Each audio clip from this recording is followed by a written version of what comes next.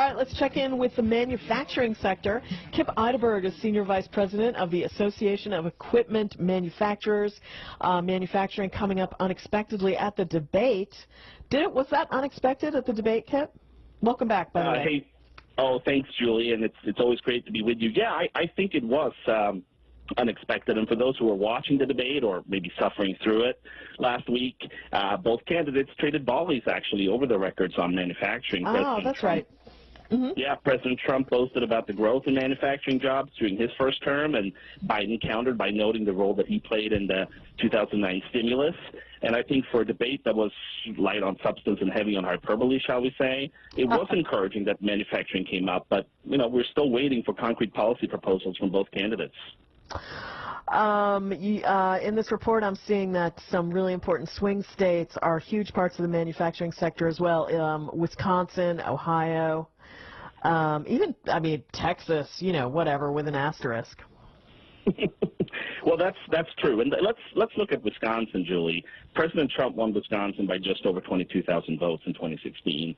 The Real Clear Politics average has Biden up by 5.6%. So it is very close. Now, equipment manufacturers support more than 187,000 jobs in the state of Wisconsin, and 80% of Wisconsin voters say a candidate's position on manufacturing will influence how they vote. So I hate to sound like a broken record, Julie, but this is why we are calling it the manufacturing election.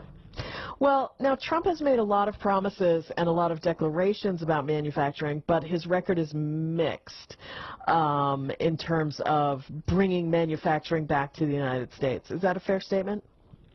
I think that's fair, and I think that there's clearly more work to be done by both President Trump and Mr. Biden to convince manufacturing voters in battleground states, like the states you just mentioned, Julie, how they plan to support our industry. We are still waiting to hear how they plan to rebuild our infrastructure, expand access to foreign markets, improve our tax code, strengthen rural America, et cetera, et cetera. Right. But really, more than anything else, Julie, we need follow-through. You and I have discussed this before. Far too often campaign slogans turn into broken promises, and I'm not sure the debate did much to convince anyone that that will change.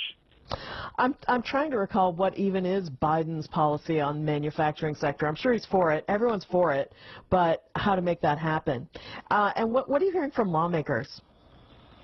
Well, right now we're hearing that the recovery is the #1 priority. Obviously, it should be, it's come as no surprise to you and your listeners that many industries are still struggling with the COVID-19 pandemic and the recession that we are in. And lawmakers are working around the clock to try to strike some sort of bipartisan agreement for a stimulus package. And certainly we hope that Congress can come together with the administration to put a little bit of additional liquidity into the economy, a safety net for employees, support for state and local governments. They have to do something before they officially break for the final sprint up to Election Day. But with 28 days to go, boy, they're running out of time, and running out of time quickly. Right, and they never like to do things in election years. Well, it's interesting you should say that, Julie, because I think there is an opportunity here for elected officials and for candidates, and particularly for those running for office in the Midwest, where voters are increasingly concerned about the future of manufacturing and are looking to vote for candidates who will revitalize this sector of the economy. And anyone really running for office, whether it's Iowa, Michigan, Ohio, Pennsylvania, Wisconsin, not talking about manufacturing, should probably start polishing their resumes. So how would a big infrastructure bill help the manufacturing sector? Well, #1, a big infrastructure bill is a jobs bill. It would help put men and women back to work, not only the men and women that build the equipment that make infrastructure a reality, but also the men and women that actually build the infrastructure. So our opinion has always been that if you want to jumpstart the economy, if you want to help manufacturers, if you want to help other sectors of the economy, let's come to some sort of agreement on a real infusion of cash into our infrastructure, not the sort of fake money or empty promises or wishful thinking we've heard from lawmakers, but real money that we can put people back to work, they can rebuild our roads, our bridges, make sure rural America has reliable broadband access, improve our airports, the list goes on. That is what we need right now to get Americans back to work and help our industry.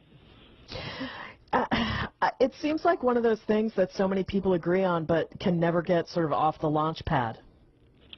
Yeah, that's right. And, recently Congress was able to at least reauthorize the FAST Act, which funds our infrastructure, a big chunk of federal infrastructure program by a year. But really what they should have done is pass a multi-year bill. And unfortunately, it comes down to funding. They just cannot agree on how to fund infrastructure. And it's really a shame, because I can think of few issues in Washington that should be as bipartisan as infrastructure. We all use it every day. You drive to work, you try to get online to do your shopping or your homeschooling currently. We all need it. And lawmakers repeatedly, time and time again, fail to come to an agreement on how to spend money. They're more than happy to spend money on other things, by the way, Julie, as we've seen this year. But when it comes to spending some concrete dollars on our roads and bridges, it falls apart every time. And let's hope that the next Congress can finally get to some sort of agreement. But it's hard to be optimistic.